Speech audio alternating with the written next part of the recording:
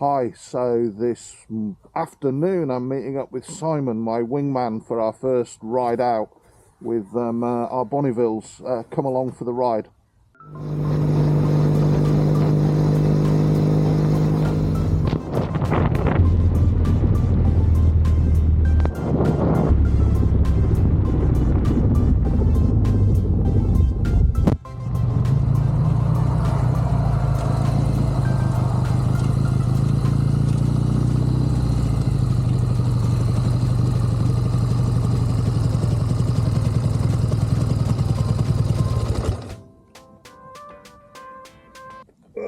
How do you, mate? So I went to the filling station because I thought she used a lot of fuel yesterday. Yeah. You put £2.50. 2 litres in. Yeah. I was around all day. 2.12 litres. So Good. I think she's running rich. Right. Which, if they set it up by the book, it would be. Right, yeah. Because of the pipes. Yeah. And if you remember, I knocked the main jets down by 10. Right, yeah. Hang on. Yeah.